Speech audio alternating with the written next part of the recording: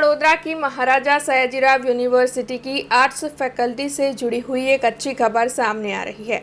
दरअसल arts faculty की पहचान के समान गुंबज के रिस्टोरेशन की प्रक्रिया चल रही है, जिसके मद्देनजर अब आर्ट्स फैकल्टी की पहचान की रौनक फिर से लौटने वाली है।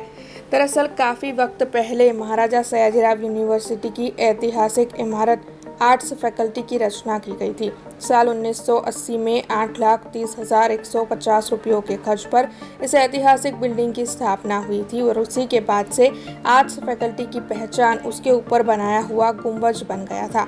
साल 1881 में बड़ौदा कॉलेज की शुरुआत हुई थी, लेकिन 144 साल बाद भी ये इमारत वैसे ही खड़ी है।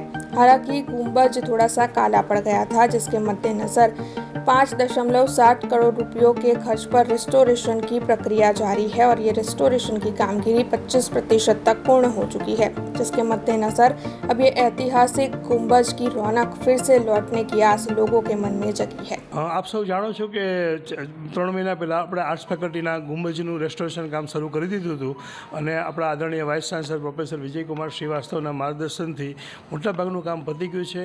કુલ નાના મોટા થઈને 8 ડોમ છે અને આપ જોઈ શકો છો કે 2 ડોમ છે એનું પ્લાસ્ટરનું કામ મોટાભાગનું થઈ ગયું છે, એટલે એવું કહી શકાય કે 2 ડોમનું કામ સંપૂર્ણ થઈ ગયું છે અને આપણે જે યુનિવર્સિટીએ જે કોન્ટ્રાક્ટરને ટાર્ગેટ આપ્યો છે એ સમયગાળામાં જ સમગ્ર રેસ્ટોરેશનનું કાર્ય પૂરું થવાની પૂરેપૂરી શક્યતાઓ છે। કઈ પ્રક્રિયા આ વખતે આપણે જે રેસ્ટોરેશનની કામગીરી કરી રહ્યા છે તેમાં નૈસર્ગિક કલર એટલે કે ગુગળ છે, નૈસર્ગિક કલર છે, ઝાડપાનના કલર છે, એની આખી જે ટેકનિક છે એના આધારે આખું સમગ્ર રેનોવેશન કાર્ય કરી રહી છે।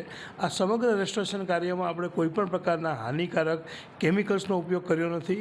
આ ઉપરાંત અત્યાર સુધી આપણી જે દિવાલો બહારની દિવાલ છે જે પાણીના કારણે ખવાઈ જતી, તો આ વખતે જે એનો જે કલર કરવાનો છે, એનું જે પ્લાસ્ટર કરવાનું છે એ પણ વોટરપ્રૂફ હશે, એટલે બહારના વરસાદના પાણીની અસર પણ ન થાય અને અંદરના પાણીની પણ અસર ન થાય। આ ઉપરાંત આ ઐતિહાસિક બિલ્ડિંગમાં જેટલા વોશરૂમ અથવા જેટલા જે જગ્યાએ પાણીના નળની સુવિધાઓ હતી એ પણ અમે દૂર કરી દીધી છે, જેથી કરીને આ ઐતિહાસિક બિલ્ડિંગ છે એ એની મૂળ જે રોનક છે એ એવું ને એવું લાંબો સમય રહે એટલા માટે। હાલમાં તો અત્યારે એનું એક્ઝેક્ટ બજેટ જે છે એનો આંકડો મારી પાસે નથી, પણ અંદાજે લગભગ 3 થી 4 કરોડ રૂપિયાનો ખર્ચો થશે અને આ અંગે ભૂતકાળમાં પણ આપણે ઘણા પ્રયત્નો કરી રહ્યા છે। એટલે અમુક પ્રકારનું જે આખી ટેન્ડરિંગની પ્રક્રિયા છે એમાં અમુક વર્ક આધારિત કોન્ટ્રાક્ટ હોય છે, એટલે આખું સમગ્ર રેસ્ટોરેશન કાર્ય પૂરું થઈ જાય ત્યાર પછી જ એની એક્ઝેક્ટ કિંમતનો અંદાજ આવે, પરંતુ અત્યારે એવું કહી શકાય કે 3 થી 4 કરોડનો ખર્ચ તો ઓછામાં ઓછો આવશે જ।